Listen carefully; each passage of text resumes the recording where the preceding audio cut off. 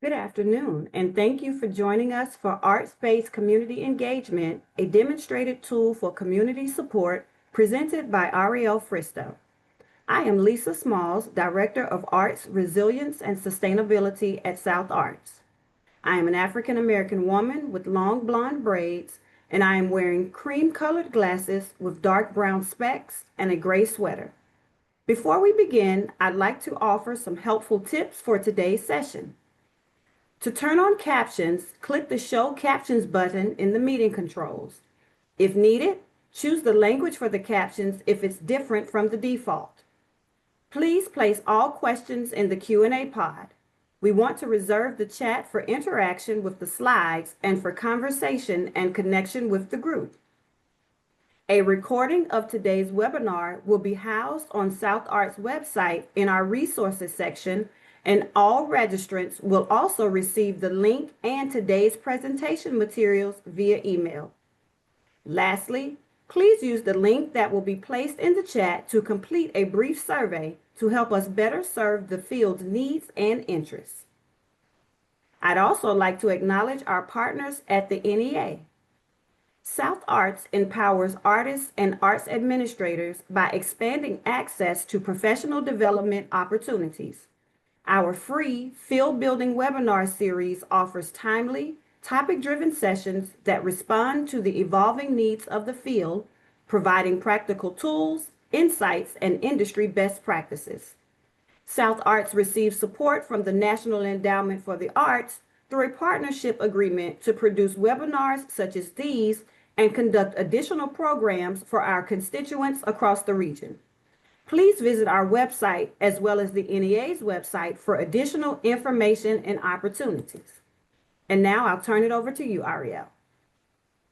Thank you, Lisa, and good afternoon, everyone. As Lisa said, I'm Ariel Fristo. I'm a small white woman with dark hair, wearing a kind of burgundy colored dress and sitting in my home office in the Martin Luther King Historic District in the middle of Atlanta. And I'm going to go ahead and share my presentation. Okay, I'm Ariel. I'm the artistic director and founder of Atlanta's Out of Hand Theater, winner of the New York Times Best Theater of 2020, the Georgia Governor's Award for the Arts and Humanities 2021, and the Bloomberg Public Art Challenge 2023. And this is the story of how we got onto the New York Times Best Theater of the Year list from Georgia and quadrupled our budget since before the COVID pandemic, and built a business model that demonstrates that theater can both be financially successful and serve our community's greatest needs. But first, some context. Theater is on the edge, the American theater is on the verge of collapse. That is a quote from the New York Times article titled American Theater is Imploding Before Our Eyes. That was published in 2023.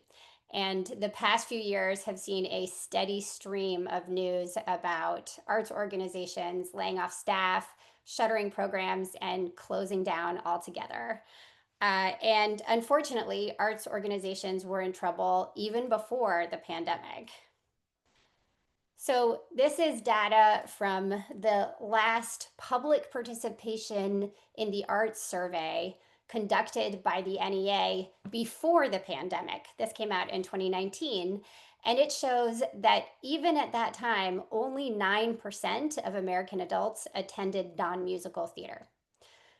And the same happens to be exactly true, 9% for classical music and for ballet and other dance performance combined, except when they are at part of an outdoor festival.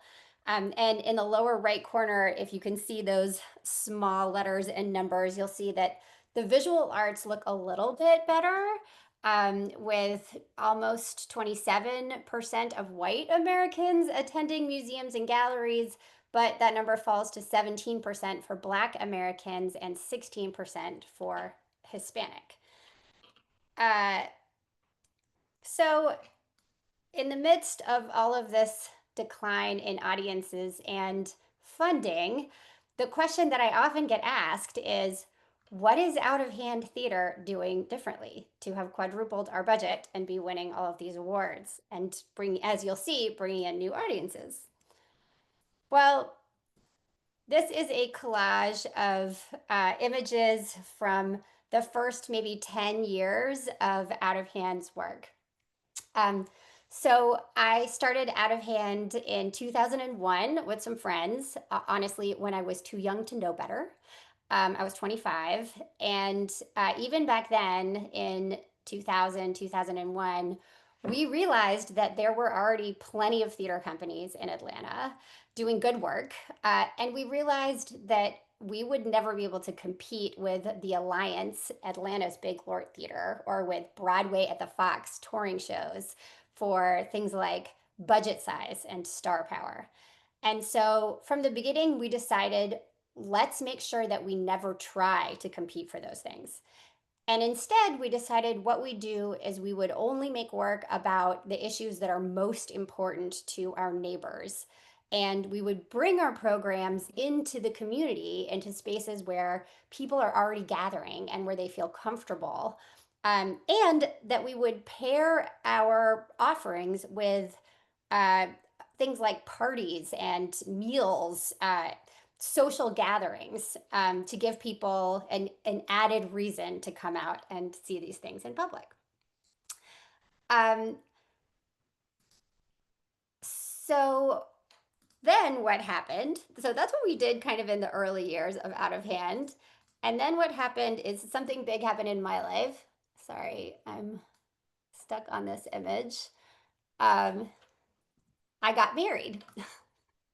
It's like 17 years ago. My husband Adam and I, we got married, and we built a house on an empty lot in the Martin Luther King Historic District in downtown Atlanta, where I'm speaking to you from now. And the house on the right, in case you're wondering, no, that is not my house. That is Martin Luther King's birth home. And on the left, you can see the original Ebenezer Baptist Church, Dr. King's church. And in the center is the graves where he and Mrs. King are buried at the King Center, just a couple of blocks from my house. So my husband is white, and so am I, as I mentioned. And being white people moving into not just a historically Black neighborhood, but this incredibly important one, we gave this some thought at the time. But honestly, not enough. And, we thought, well, how can we be good stewards of this neighborhood? And what does it mean for us to be moving in here? And one of the first things we decided was we decided to send our birth child and then our foster kids to our neighborhood elementary school, just a couple of blocks away. It's called Hope Hill Elementary, and it's on Boulevard in the Old Fourth Ward in Atlanta. And like many Atlanta public schools, this is a school where over 99% of the children were living in poverty, and over 99% of them were Black. Now, as a white woman in America, I had never spent time inside a school like that. Even though I grew up with a single mom, in living in subsidized housing myself, on food stamps, um, so I kind of knew what white poverty looked like. I didn't understand segregation or systemic racism in America. But getting inside that school and getting to know the families, the teachers, great students, great faculty doing the best that they could with very few resources. And I realized that that experience, my experience of not knowing what was happening to my neighbors so close by, a couple blocks away, was probably the experience of most white Americans. And that all it takes is for us to have positive, meaningful interactions with people who look, live, and believe differently from us.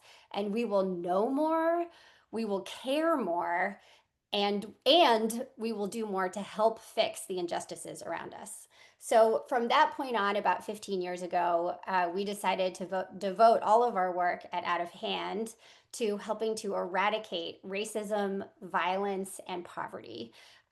Because those are the three evils identified by Dr. King as the barriers to building the beloved community. And that is what we have done ever since. So today, Out of Hand Theater works at the intersection of art, civic engagement, and social justice. We partner with dozens of organizations every year to produce events that combine art to open hearts, information to open minds, and conversation to inspire action.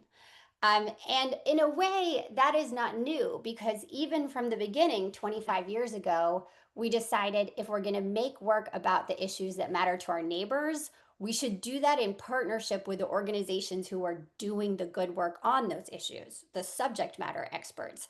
And so we've been doing community collaborations all along. It's just the subject matter of them has changed.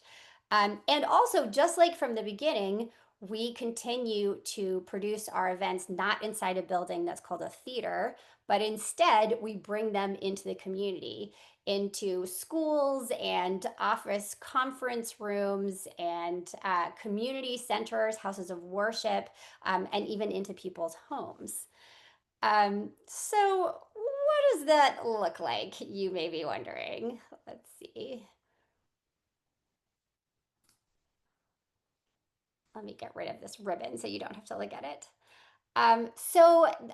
We produce, let's see, this is just a little bit more information about us, and I want to go here. Okay, so we produce shows in homes. So these are one act plays on community issues that are paired with cocktail parties and conversations with our community partners. And we're normally in 40 to 50 different living rooms every spring. So it's actually 4 different living rooms every week for like 3 months. One on Friday night, 2 on Saturday, one in the afternoon, one in the evening, and then one for a Sunday matinee. And people come and get greeted by the host. They get a drink and something to eat. They sit down in someone's living room and watch 1 hour of theater on a community issue. And then there's a community conversation afterwards with a representative from one of our partner organizations so that the audience can, well, first, so that the partner organization can tell the audience more about the issue, their work on it, why they're working the way they are, and what they need to move the issue forward. And the audience can ask questions and comment on their experience of the play and what stood out to them. So examples of these. So they include a play about gun violence with Moms Demand Action, one about mass incarceration and reentry after being involved with the justice system with Georgia Justice Project. We just finished doing one on homelessness in Atlanta with Atlanta's Mayor Andre Dickens and Partners for Home, which is Atlanta's kind of umbrella organization for homeless work in Atlanta. And then I think we had 6 other partners of organizations that work with people experiencing homelessness. Last year, we did one with the ACLU of Georgia called Class Dismissed, on classroom censorship and divisive concepts laws. And we are getting ready in January to premiere this season's Shows in Homes, which is a show called Prison Town. That's a program about immigration detention in America. And it's a partnership with El Refugio, Asian Americans Advancing Justice Atlanta, and the ACLU, among others.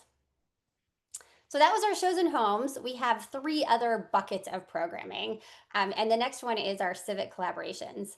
So these are custom programs that we build with and for community partners, kind of to their specifications. And these include Stop HIV Interactive Theater Workshop with the CDC and Positive Impact Health Centers, and A Good Day, with Families First, which is an Atlanta nonprofit whose mission is to help families in crisis get back on their feet and stay there. So, this was a play that features the story of a hardworking family living in a homeless shelter, and the boy whose 16th birthday is overshadowed by the threat of being separated from his mom in the shelter. Other examples, we've done projects, custom like civic collaborations for Habitat for Humanity International, and for Leadership Atlanta. And just this season, we've been doing an affordable housing advocacy program in partnership with a kind of a collection of local elected officials, that both had live performances and had versions designed for social media, which these are stills from those here. And I am sorry to report, but I feel like I should report that two of our biggest civic collaborations are currently on hold. They are a vaccine confidence program that we did for the past 4 years with the Georgia Department of Public Health, and it was first commissioned by the CDC, headquartered here in Atlanta. And that is a statewide program that had grown every year, and we did have that contract pulled this year, so that program is on hold.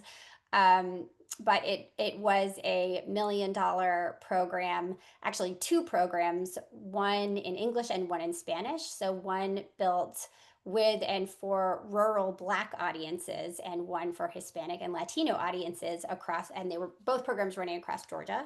And then the other one that is currently on hold is PACE, which is our child sex trafficking prevention program for Georgia middle schools, that we built in partnership with 3 state agencies and a couple of nonprofits that work on that space. In that space here in Georgia, and also just due to budget constraints in schools, that program is not happening at the moment, but we certainly hope it will come back. Okay, moving on to our next bucket of programming.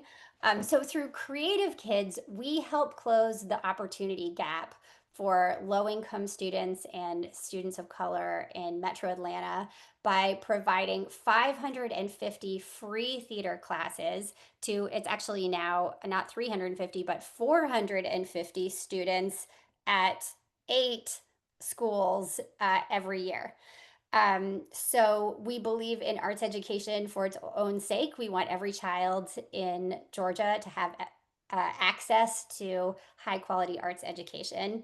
And in addition, we are using arts education as a tool to help build skills in students to help them succeed in the workplace once they get out of school. And really, with the ultimate goal of helping these students disrupt cycles of poverty. So the skills that we ask our Creative Kids teachers to teach, that like they're teaching theater through this lens, and also how we evaluate our student progress, is on 4 things. It's on communication skills, collaboration skills, confidence, and creative problem solving skills or creativity. And that's because when we built this program, first at Hope Hill, my neighborhood elementary school, a couple of blocks down the street, but now in 8 similar schools across Metro Atlanta. When we first built it, we went to local elected officials and school leaders and we said, would you be interested in an after school program? Now we actually have in school programs where we provide in school drama teachers as well. But to begin with, it was only after school. We said, would you be interested in an after school theater program? And if so, what would make that useful, truly useful to you? And that's what they told us. What we need is training to help students build soft skills that they need to get a job, to like succeed in an interview, and then also to succeed in the workplace, that there isn't necessarily for a class for in high school. There's no necessarily like collaborations class, or like creative problem solving class, but that those are 4 skills are what employers are telling us is necessary for success today. And we looked at that and then we thought, oh my goodness, how perfect. Collaboration, communication, creativity, and confidence, those are exactly the four things that you need to do theater. And I would venture that those are skills that really are needed and can easily be built across many art forms, not just theater. So that program has grown exponentially since we started.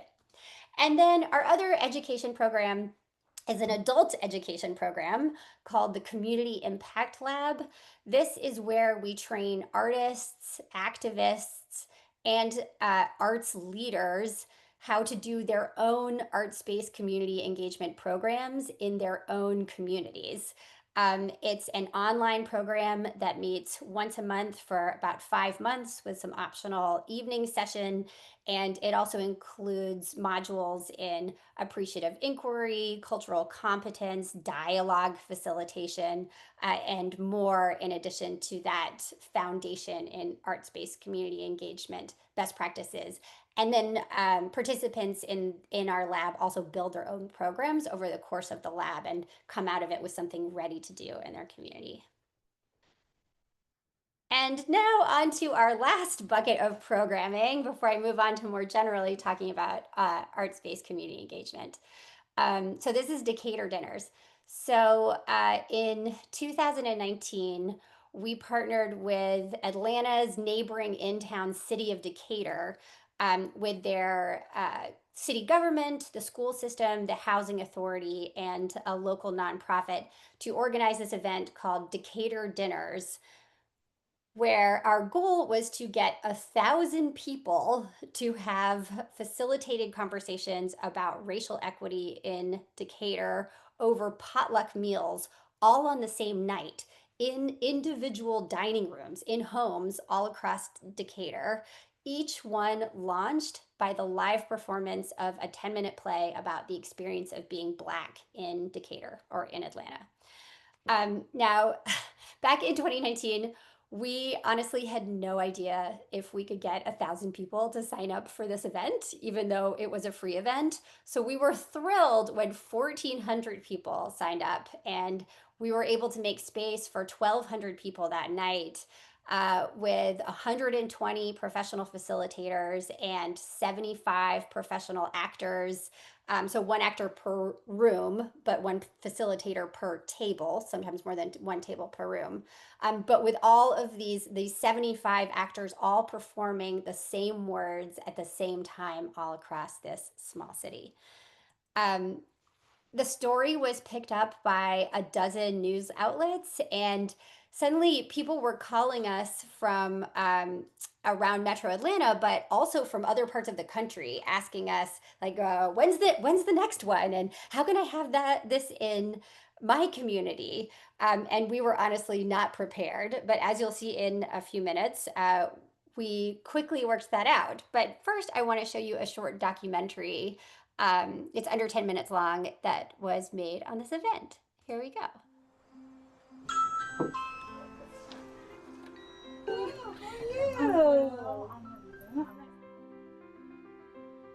Decatur Dinners is 100 dinners with a facilitated conversation about race and equity at every dinner table, launched by the performance of a very short play written just for this event. I hope that it's a tool that will help us to have the courage to step forward into greater and greater discussions about this and resolve some of the issues that exist in our society today. I believe that many of the problems in our society exist because we don't talk to each other. We have 1,000 people who want to come and have this conversation. People sign up to be a host, and people sign up to be a guest, and one night go to different places. So you might say, I'll take 10 people, and I'll say I'll take 7, and someone else will say they'll take 6. And you'll have strangers show up to your home to have a meal and have the main course be about the discussion of our experiences of race and racism. We live here, so we work here, we play here. And we all have different perspectives and stories. And we see this as kind of a hopeful model for maybe the rest of the nation to sit down together around tables and have conversations. And that's part of what is exciting about doing them, is that it is kind of a party environment in a sense. You know, people are going to arrive and you have cocktails or you can have appetizers and then come together and talk about their experiences. I just encourage everyone to be open, be comfortable, and speak from your heart. And we'll start our conversation with a short play. For the evenings, the piece is meant to foster some sort of dialogue. For me, the primary concern was, how do I kick off the conversations in a way that's going to make them respectful, positive, open, and safe? I'll say my parents, as a rule, distrusted white people, and with good reason given the lives they lived. But that's not how I raised my boys. I raised them to assume the best in others. I didn't want to raise my children to keep a person at arm's length because of the color of their skin. And since yesterday's session, I've wondered if that was the wrong thing to do. Having the play launch the conversation makes it so that you get 3/4 of the way into how a normal night goes right at the beginning. Let's keep it real. This type of work is invaluable because we've had the rhetoric, we've had the marches, we've had the boycotts. What haven't we done? You don't need a president, you need a time machine. You know, times have changed, the jobs aren't there, so you have people who come in with the money. They can invest in $100,000 houses that used to be $25,000. And we see black people being pushed out. What I remember thinking about is how to help many stories be told and find ways to build bridges. That was the most powerful thing, I think, to me in the dialogue that you read, that this was a mistake to move into a space that didn't feel like I had the support system that I grew up with. You know, there's no white people moving to, North Fayette County. But if we want the diversity, we always have to be the astronaut. We always have to go to the foreign planet. For me, Decatur can really start this conversation. They have a lot of community members. This is my 4th year to serve as mayor, and I'm going to get involved. Who are really interested. Thank you for and the they're food small that has been enough, prepared. right, Thank to you for access the love. all the community leaders. There's something truly unique about this, and I've been around here a long time, okay? It's the first time I've ever seen this many organizations come together to do anything. It was this amazing invitation for people to share their personal stories. The world doesn't necessarily change based on workshops, but the world does change based on relationships and connections and stories. I would talk about my son and how we ended up in the juvenile justice system for 10 months. Even after the complainants admitted to lying on the stand, black judge, black prosecutor. Even after she dismissed the case, she said, "Oh, I want to hold you back. I really wanted to put you in jail today because I didn't like the way your hair was cut." The police officer was on his side of the car, and he didn't want me to move, and I was just like, totally oblivious to the fact that this was Little Arkansas. They have a private school that only whites are allowed to attend, and so his reality was different from how I grew up. We've got a group of people who've been meeting almost weekly since the middle of January and really trying to open a platform where other things that might be going on can also be connected and supported. We want people to engage with new and different perspectives and experiences. We admit that there are issues, we admit that there are problems. Let's not justify them anymore. Let's not pretend that, slavery wasn't about race. Don't say, I know white supremacy and racism exists. It's always someone else. How are you interacting? What are you saying that keeps it going? Like there's qualifications on lives, Certainly. Well, poor whites are in the same position as poor blacks in America, but because you can play the race card and say, but you're white, so you're better, you have white privilege built in. And we're talking domestic terrorism because young white men are becoming violent. White nationalism is on the rise. Hate is on the rise. First thing that I taught my kids was, I told them, I said, define race. He said, it's a competition. I said, race is a socially constructed notion to create division. And what are you going to do about it? Just have lived a lot of our lives without realizing what our neighbors were going through on a daily basis. And so the conversations arose about how do we address this? The system can be so large that it's hard to turn the ship. Certainly. This ship is not that large. We got one high school, one middle school.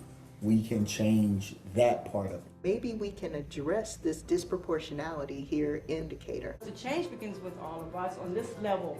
It doesn't change by making more laws and all that. They're already on the books. You know, it's about you and you and you and you and all of us. It is your responsibility to use your white privilege for good, to help people with less privilege than you. You know, I know that's one of the focuses of Beacon Hill going forward. I think we're on our way in the education space to ensure, but the affordable housing piece, crucial. You know, I think we have to be more radical in that arena. So radical and intentional. Oh yeah. In here. And we do have all the pieces, I think. We have good leaders, we have acknowledged problems. Now we had a school board member who was hosted a dinner, was at a dinner, and has talked about how intentionality has become a topic he understands better now. It wasn't enough that people have good intentions, but they have to have a way of sharing what their intentions are so that the community actually can appreciate what people have done. People will come together and meet somebody that they probably would not have met before, or they might not have spoken to when they did meet them. So the next time they see each other, they're going to stop and engage. We opened up 20 more dinner tables at the last minute to have 120 dinner tables because there were so many people who wanted to come. Sometimes we're looking for that answer, and part of the answer is just taking the risk, going somewhere you're not used to going. I want to believe that we don't have to live apart to live our best lives. It felt like people were trying to have a conversation. We're gonna all bleed together, and it's not gonna look any different. That America is ripe for this kind of exchange. But if we can come together, sparked by this opportunity of opening up, taking the mask off, releasing the things in our hearts, and enjoying a fabulous meal while doing it, I thank you.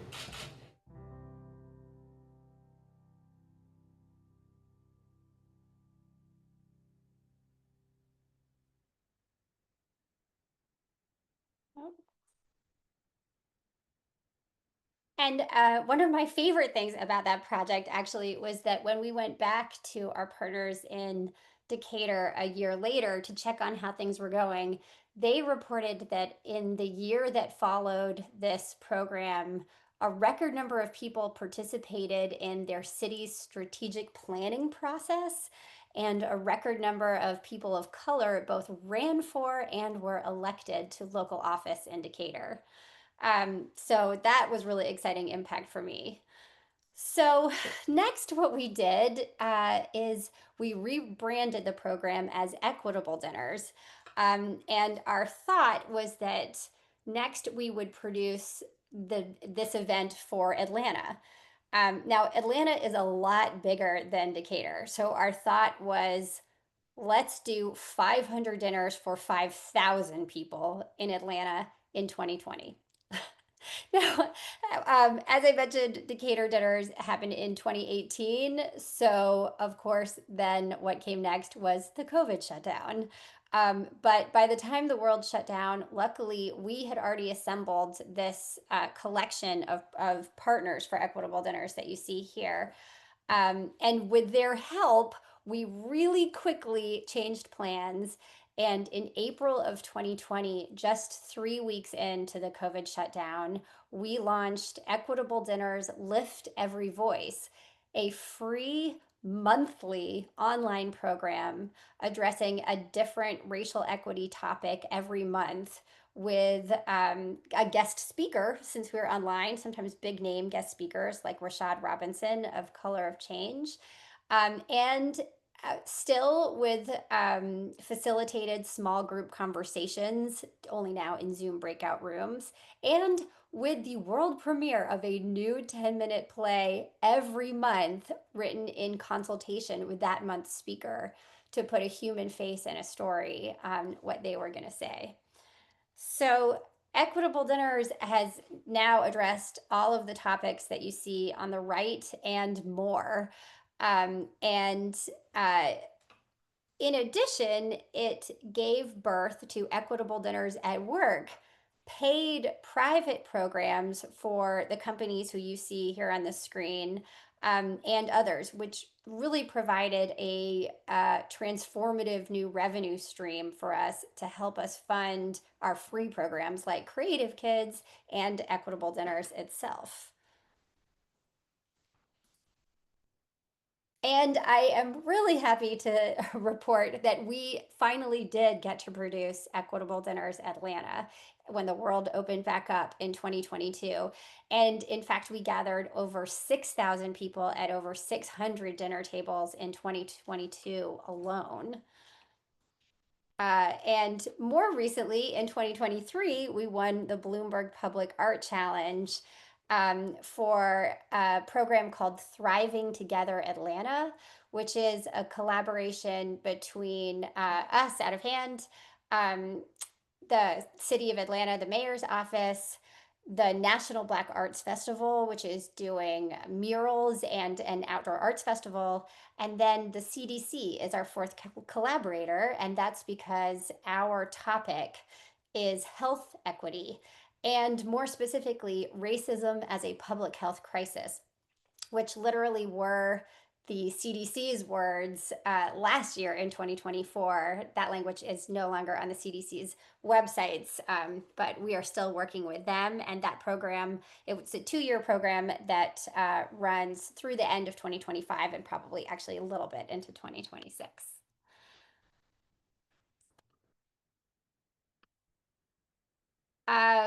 So a couple of exciting other updates to what's happening with Equitable Dinners. One is that our Equitable Dinners format for all of 2026 is a program called We Hold These Truths, as in we hold these truths to be self-evident. This is Out of Hand's way of commemorating the 250th anniversary of the Declaration of Independence, which is 2026. And we are part of a national coalition of more than 500 organizations across the country, mostly not arts organizations, although some of them are arts, that are looking to bridge divides in American life. And I'm really excited in this program about how many suburban Atlanta cities and counties are signing on to be part of this program. So we thought it was particularly important with this one that we not just let this be like an in-town conversation that happens only in the urban core of Atlanta, but that we reach as far outside of the center of Atlanta as possible, as far into the suburbs in all directions. And so you can see a list here in the middle of all of the cities. It's usually mayors, city council members, or county commissioners who are signing up to partner with us, as well as universities, including Morehouse, the Latin American Association, and the Georgia Interfaith Policy Center. And the other exciting thing that's happening with Equitable Dinners these days is that we're starting to license the program to arts organizations and community groups in other cities outside of Georgia even, to organize and helping them to organize Equitable Dinners in their own communities. So Mixed Blood Theater in Minneapolis actually did Equitable Dinners last season, and they're doing it again. They loved it so much, they programmed it for a second year and are doing it this year. And then Real Time Arts in Pittsburgh, Pennsylvania is also doing Equitable Dinners this year. And that's now part of what you can do if you come to our Community Impact Lab, is you can license Equitable Dinners or our Shows and Homes model from you, and we can provide you assets to either use plays we've already developed or to work with local artists in your own community to develop stories that are really local to you, but using all of our guides for best practices about how to organize and produce these events, how to secure all of the community partners and the hosts, how to go about doing listening sessions and ambassador building events, and then how to produce the actual dinner events themselves. So we have now had more than 1,000 performances of Equitable Dinners alone, reaching over 15,000 people.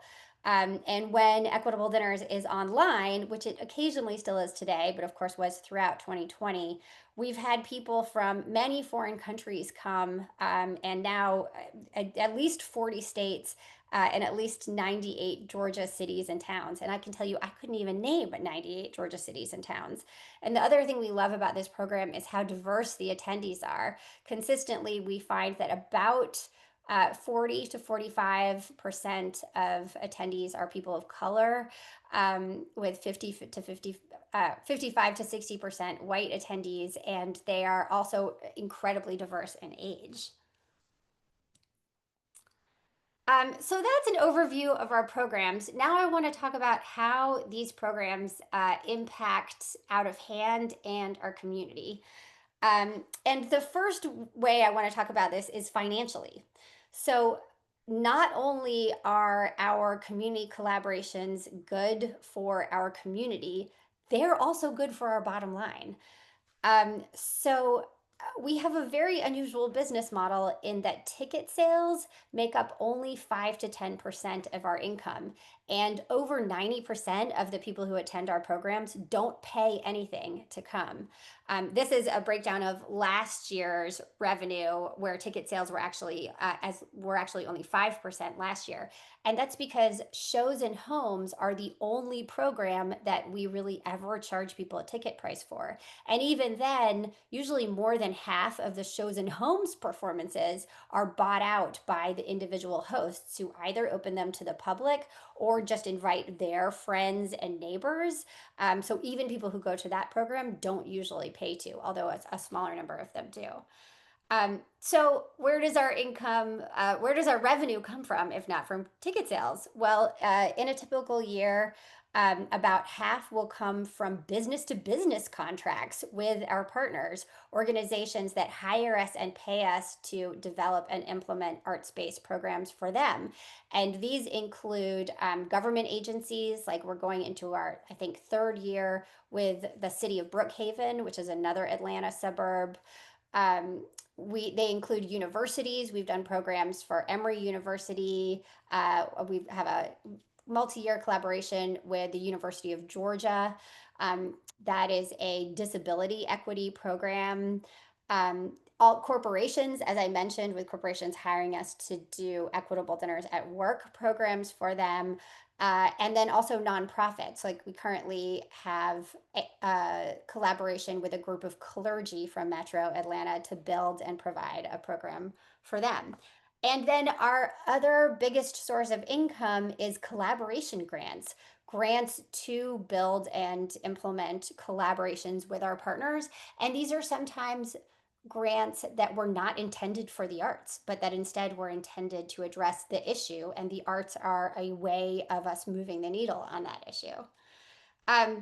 And it turns out that this business model is so unusual that Harvard Business School decided to publish a case study on our business model last year, which of all things was called Out of Hand Theater Monetizing Creativity, which my team and I thought was hilarious. And we actually went back to Harvard and said, we're not here to monetize creativity. We're trying to use the tools of theater for social impact in our communities. We're a nonprofit.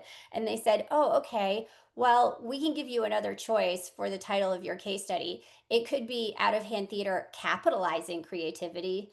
And we were like, no, that's okay. I guess we'll stick with monetizing creativity. But I had this incredible experience where when Harvard Business School writes a case study about you, they fly you up to Cambridge for the first time that they teach your case study to the MBA students. And I'd already had the wild experience of this group of Harvard professors turning my life story into a 30-page document. And then I sat in a room with maybe 60 Harvard graduate students who had read this case study and listened to them debate my life choices live in front of me for a couple hours. So that was a wild one. But that is the financial impact of our programs. This is a picture of a group of Atlanta community leaders. I'm in the green here in the front, and the tall, handsome guy in the middle is Mayor Andre Dickens, Atlanta's beloved mayor. And I put this picture here because out of hands collaborations also increase our visibility, and they help elevate the role of the arts in our community. They help us reach thousands of people every year who don't attend traditional arts programs by reaching them at work, at school, at their place of worship, or in their neighbor's house. And our collaborations help make theater a valuable and sought after tool for addressing community issues. And that helps us serve our partners' missions as well as our own.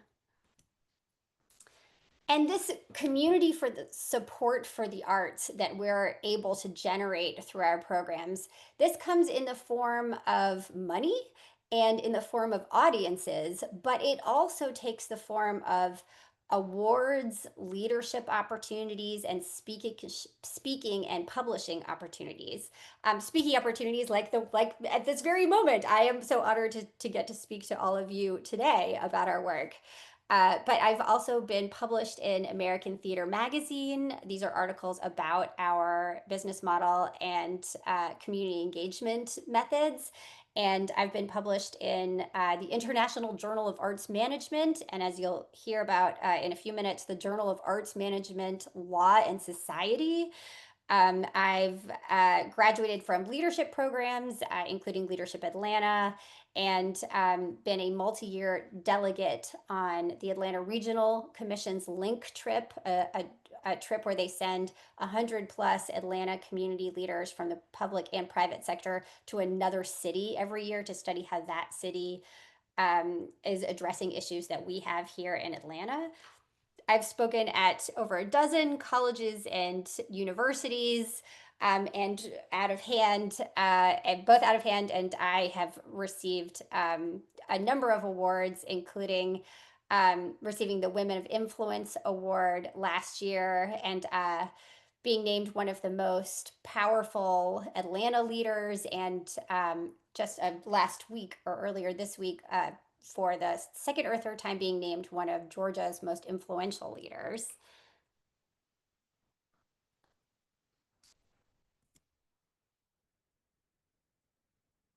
So all this is to say, art plus information plus conversation equals social change.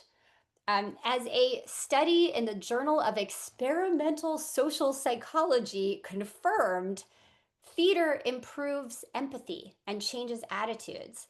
And this study, which you can see here on the right, actually showed that those effects of changing attitudes and improving empathy are more pronounced in people who were further away from agreeing with those or from those attitudes before.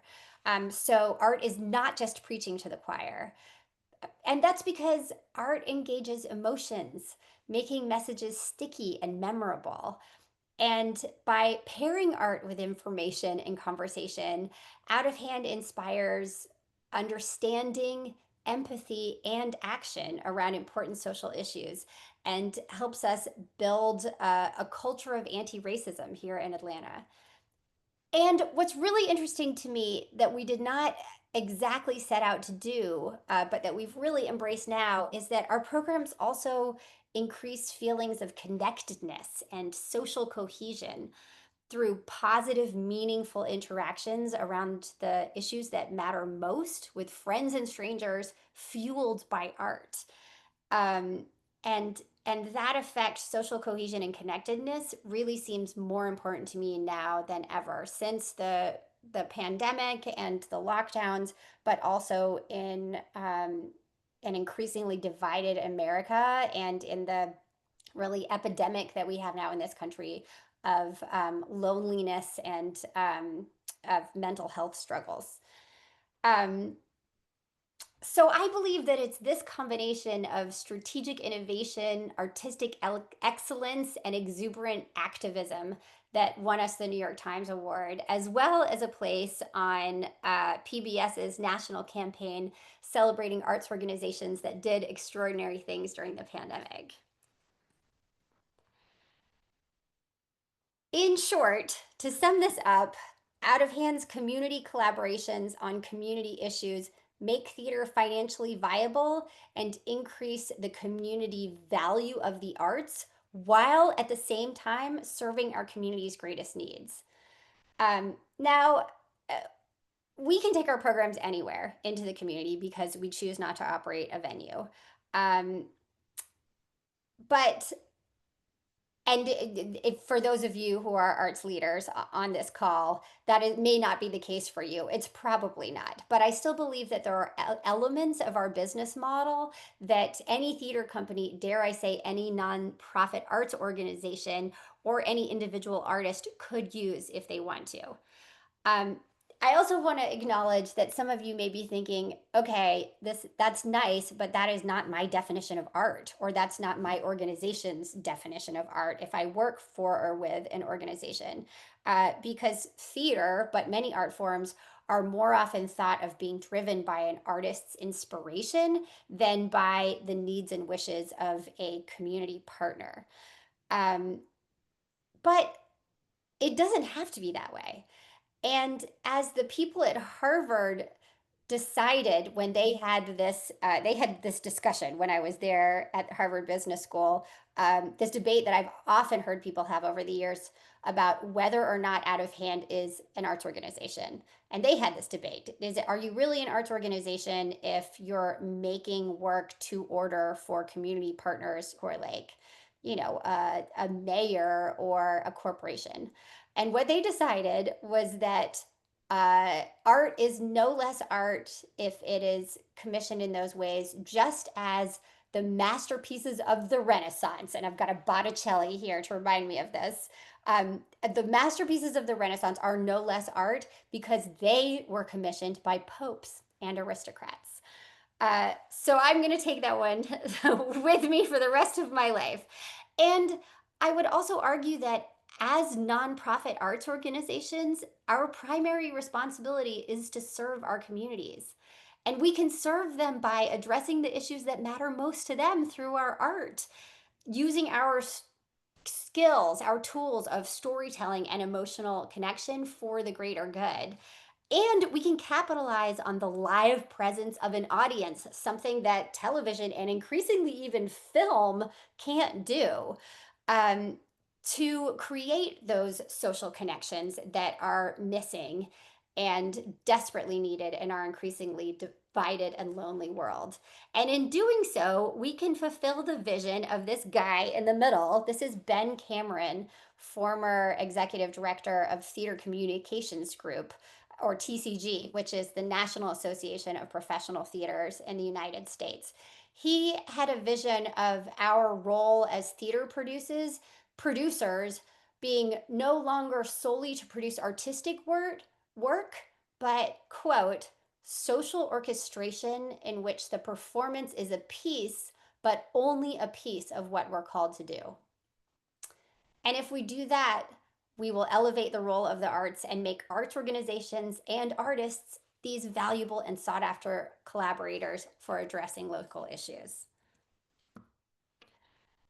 So, why am I telling you all of this? Why am I trying to inspire people to think about the possibility of looking at the art they make differently and of doing more local collaborations? It's because a few years ago, like coming out of the COVID pandemic, I looked around and I saw that my fellow arts leaders all over the country, that so many of them were suffering from declining audiences, revenue, and community support. And meanwhile, I was having this very different experience of my revenue kept growing, and the community support for my organization kept growing in all of those different ways. And I looked around and I wondered, what is driving this? What is driving this difference? And what is driving our success? And I set about to try to do some research to see if I could figure it out. And I came across this article. In 2018, Ju-Yun Song published an article in the International Journal of Social, Political, and Community Agendas in the Arts titled The Arts-Based Community Engagement Model, a tool for consumer-oriented new product development in nonprofit cultural organizations. And I thought, okay, this sounds really interesting. What is this about? I was not familiar with the term arts-based community engagement at that time. So her general idea is, her model is these 4 steps. Number 1, idea generation, identifying a social issue in your community.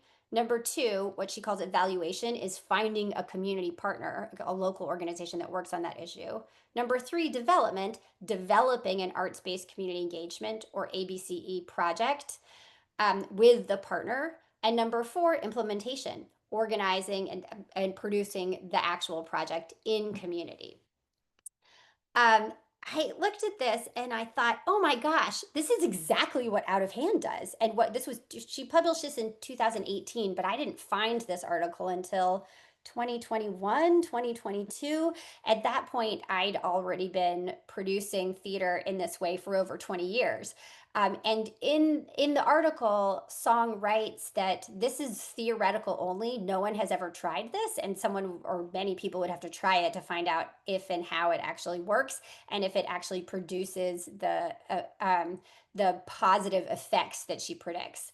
So I set about to find an arts researcher, a PhD, professor of arts administration, and to see if together with someone who actually knew how to do it, we could analyze Out of Hand's work and see, does it actually fit this model? And does it actually come with the benefits that Song predicts? So I'm not going to go through this, but this is a comparison of 3 of Out of Hand's programs that my research partner and I chose against Song's model. And what we found is that, yes, indeed, Out of Hand's programs do fit this theoretical model, and they do generate the reward that Song predicts. Song theorized that ABCE could generate revenue for nonprofit arts organizations and lead to greater public support for the arts by producing art based on consumer needs, placing social issues at its core to embrace current concerns in the community. And now, Jay, this researcher, this is not Jay, I will talk about this guy in a second, but Jay Pension, the researcher who I mentioned, out of the University of Michigan, and I have now published an article on this in the Journal of Arts Management, Law, and Society, called The Arts-Based Community Engagement Model in Practice, a demonstrated tool for revenue generation and community support in the arts. And Jay did something that I could never have done in a million years, because I am not a researcher, I am not a PhD, but he is. And what he did was he looked at all of the literature that has been published on business models in the arts and on community engagement in the arts dating back to the 1960s. And what he saw was that researchers have been writing about the need for business model innovation in the arts since then, since the 1960s. And there has also been a growing body of work published on the need for deeper and better and more meaningful community engagement. But there are very few people who've written about both at the same time. And one of the exceptions, besides Ju-Young Song herself, is this gentleman whose picture you see here. This is Doug Borwick. And what he writes about is that in order to survive and thrive, arts organizations need to make themselves indispensable to their communities in exactly this way. But what Jay, my co-author, found in all of this research is that there are little to no business models that have been proposed or written about that are new, that are working. And this is part of the reason that I am on a mission to attempt to make our business model useful to artists and arts organizations and communities across the country in any way that it possibly can be, is because sadly, what the subject matter experts are telling me is that there just aren't promising models out there that for arts leaders to try, and we have found one. So that led me to the question of why? Why isn't the nonprofit arts model working anymore? And as I said, I am not a researcher. I am not a PhD, so I definitely do not claim to have any kind of definitive answer for this one. But I want to pose one of, I think, many reasons for that. And this is that when the nonprofit arts model that most of us operate in, when it was developed and implemented 60, 70 years ago, the world looked very different than it does now. Like, for instance, there were 3 TV networks when this model that we operate on was developed. And those TV networks turned off at like 10 o'clock at night. There were no multiplexes. If there was a movie theater in your town, it probably showed one movie at a time, which meant that's what you had access to other than live theater in terms of actor-based art available to you to experience and consume. But as you all know, the world is incredibly different from that now. No one is at a lack for actor-based arts and entertainment now. You have to watch them on a screen, but almost everyone has access to world-class arts and entertainment at the touch of a button any hour of the day or night right now for very little money without leaving the comfort of their couch or even their bed. So in this scary, brave new world that we find ourselves in, how are we who produce live performing arts to compete? I mean, there is something very special about live theater and all live performing arts. And I feel sure, as I think many others do, that they will never die. There will always be a place, there will always be live performing arts. But unfortunately, this specialness of the live experience is not special enough to get most people to leave their homes and attend live performing arts events on most days. And in fact, audiences are declining, not increasing. And so to thrive, I think that we have to look for ways to fulfill other needs than purely the needs of arts and entertainment. We have to look for ways to make ourselves indispensable and valuable and useful to our local communities. And one of the ways that we can do that is by making work about the issues that our neighbors care about most and providing really meaningful opportunities for social connection while we are gathering people together anyway. So, as Song theorized, the ABC model proves mutually beneficial for nonprofits and for the public, and it increases the community value of arts organizations. But I think most arts organizations are hesitant to try it for a number of reasons, including lack of expertise. And also, arts organizations tend to think of popular shows like A Christmas Carol and The Nutcracker as their moneymakers, not community collaborations on social issues. But Out of Hand's case demonstrates that it might be time to rethink this model. Arts organizations right now seem to be increasingly leaning into these traditional audience favorites as they're watching labor costs rise and materials costs rise at the same time that ticket sales and funding for the arts are declining. They're looking, okay, what is the most popular thing I can program? Because I need people to come and pay in order to keep my organization alive. But unfortunately for many, that's not working. They are not popular enough to compensate for these other factors in our lives right now.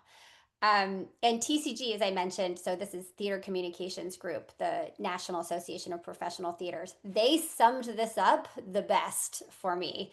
And this is from the description that they wrote of the presentation that I did at their conference in Chicago in the summer of 2024, when they wrote, "As most nonprofit arts organizations, we are fed the narrative that our lucrative programs or productions are often the least mission aligned, and vice versa.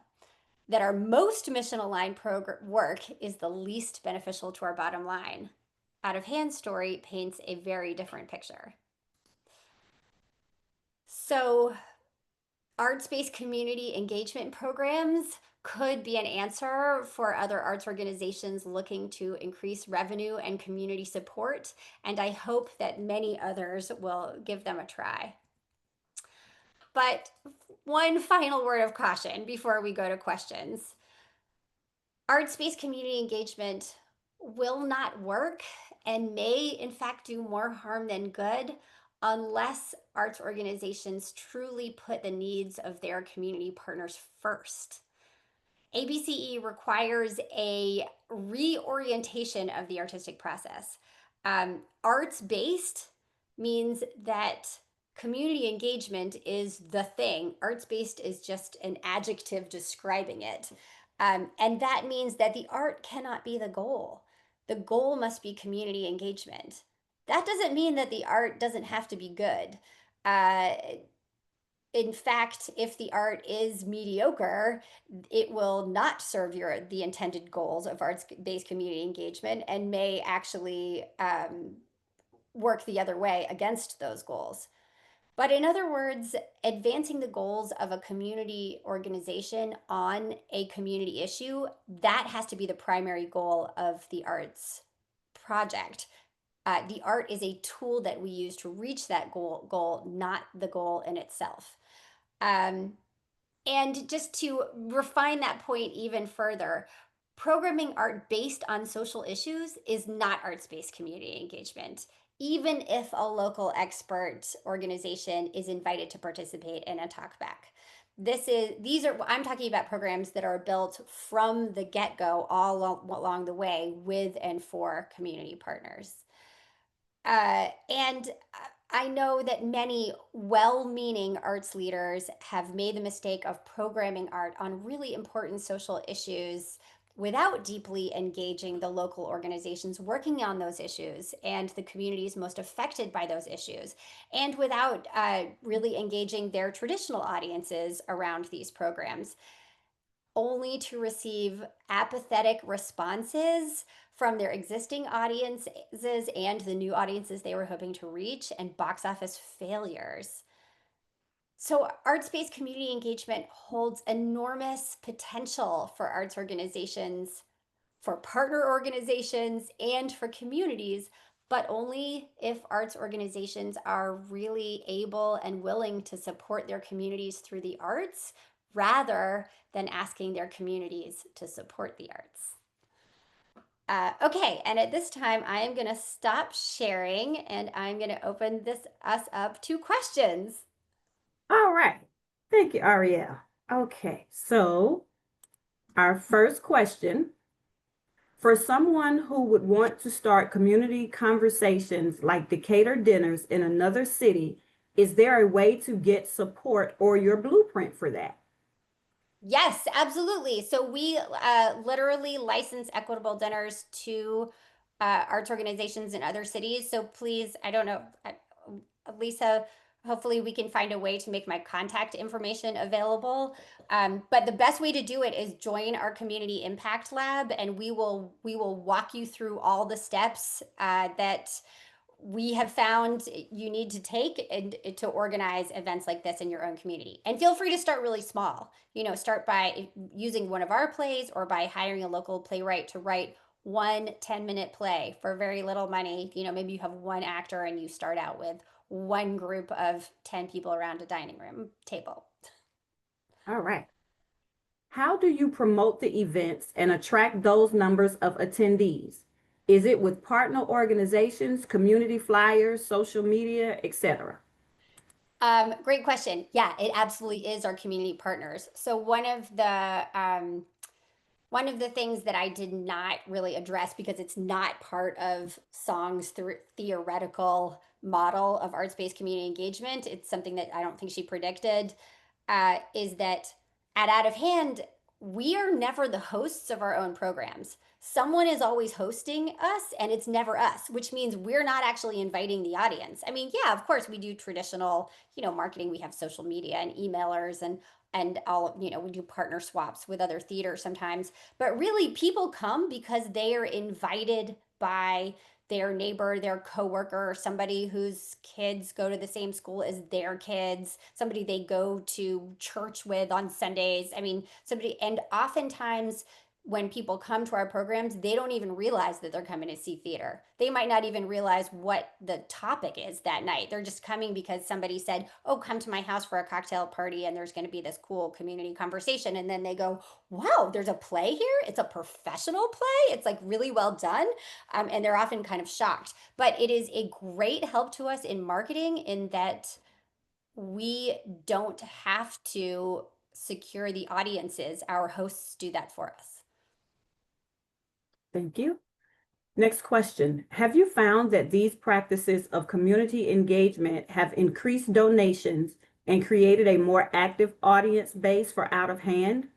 Have you found that these donations come from more corporations/foundations to support the engagement or individuals who see the value of the arts-based community engagement? So 2 questions. Okay. So for the first one, yes, absolutely, in terms of increasing donations. So we've always done work in this way, but we did it on a really small scale until like 2015, and that's when we started actively trying to grow. But even in 2018, our entire annual budget was $300,000 a year. We were still tiny, and now our budget is almost $2 million. So that is when we decided to devote our work exclusively to community collaborations on community issues. That is when we saw our donations and funding really explode. I don't know. Could you read me the second question again? I want to make sure I'm answering the right thing. Have you found that these donations come from more corporations/foundations to support the engagement or individuals who see the value of the arts-based community engagement? We still get more funding from foundations and corporations than we do from individuals. Individuals are rising, but they're still, 20% of all of our income, whereas foundation grants and sometimes like corporate foundation grants are closer to half of our funding. So definitely more that way. And of course, I will also, I want to say, especially at this moment in American history, our corporate support has fallen in the past year. We're very happy to find that our foundation and even local government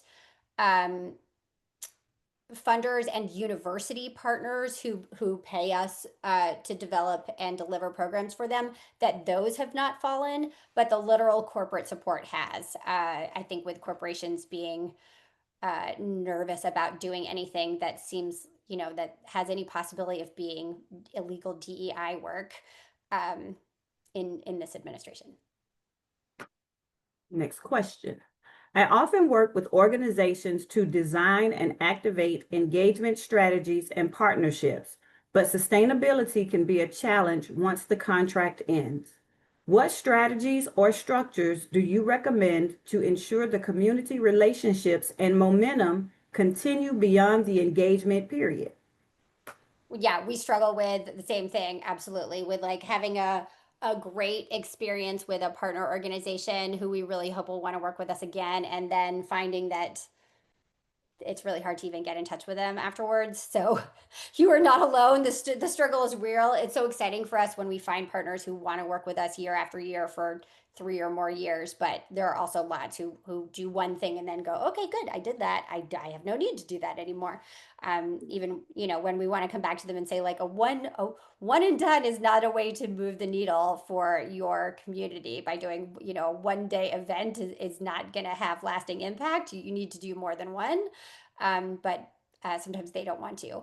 But the way that we keep momentum going, a couple things. So one thing is we have found that if we want artists to have a seat at the table where the decision makers are in our community, and have funding for arts-based programs on the issues that those decision makers are talking about, we have to be community leaders. This is a part of why I do so many leadership programs, is that I need to be in the same rooms as the community leaders. I need to be a known and trusted and beloved partner of theirs and a fellow community leader. And that is a real shift, I think, from the way that many, many arts leaders, and I think particularly artistic directors like me, would be much, and artists, would be much happier in their studios making art than at networking events and leadership events with community leaders. But if we want the arts to play a role, that kind of role in our communities, we have to be there. And we have found is an invaluable way to build momentum. And when you're working on a new project and you have a partner who you've identified, you go, okay, I don't know anyone at that organization, but I really need them. If you have done the work, and it does take a few years to make yourself a known and trusted community leader, then you will know someone who that organization you want to work with knows, and they will introduce you and vouch for you. And then it's much easier to open doors around you. All right, thank you. I'd love to know more about how you created these community partnerships that led you to be able to produce a relatively high volume of new original works. Also, because your model is highly reliant on contributed revenue, do you have any concerns about a lack of funding in the current political climate? Thank you for your insight and incredible work in innovating nonprofit theater through community engagement. Oh my goodness. Well, first of all, thank you for that compliment. That I really that means a lot to me. In terms of how to the first question, just how to get started in this work, I think the way to prove that you are actually willing and capable of producing meaningful and useful arts-based programs for community partners and with community partners, you have to prove it before anybody will pay you for it. And I think the best way to prove it is by starting by making something small and inexpensive and relatively easy to make that you can then use as a demonstration tool to prove that you know how to do this. Your heart is in the right place. You really are there to serve your partner's needs. And I have really specific advice on like how to get started with that. I know I'll be brief because I know we don't have much time left. But just like very concretely and simply, I think the best thing to do is start by looking at what issues besides the arts are most important to your community, and look at your major if you are part of an arts organization, look at your board members and your major donors and find out, ask them, what other issues do you really care about besides the arts? The chances are incredibly high that one or more of them also gives to another issue besides the arts, and is probably even connected to a local organization that's working on a community issue in your community. They can be the person who introduced you to somebody at that organization and who vouch for you to start with. And then you can start by saying, I'd love to know more about your goals and barriers and what you're working on, and is there a way that I could make something for you, something small and expensive, easy to make, that could help further your goals. And this is a place where you can even involve interns, for example, or students, or at least early career artists, where you can hire somebody or a team of interns to make 1 10-minute play on a community issue, and then that can precede a community conversation with your partner organization, and then host it in 6 homes, maybe 3 board members of your organization and 3 board members of the partner organization. And then for very little money and time, you have proved that you know how to do this and that you can really help organizations in your community through the arts. I think that was a multi-part question. I only answered one part, but there's an answer. Yeah, the second part is because your model is highly reliant on contributed revenue, Right. do you have any concerns about a lack of funding in the current political climate? Yeah, I mean, absolutely. You know, everybody's suffering. Our budget is smaller than it was last year because we got doged. You know, we lost that $1 million contract for vaccine confidence work. Um, but I can't say that exactly that I'm worried because I am so fortunate compared to so many of my friends who are also arts leaders who are literally worried about whether or not they will be in business in 3 months or in 6 months. I don't have any debt. I have cash reserves. I have money in the bank. I have contracts that are signed, you know, for work that I'm doing right now. So I know that out of hand will be okay. But yes, it's certainly very unpleasant to live through this time of like drastically reduced arts funding for all of us. All right. Simple. Can you link the research article? Oh yeah, absolutely. Shall I see if I can do that while we're still on? Yes, you can go ahead and put it in the chat. Mhm. Okay. Well then, keep talking and I'll find it and put it in. All right. How do you determine the admission price of events? How do you keep them affordable for low-income communities? So the only event that almost all of our events are free to the public.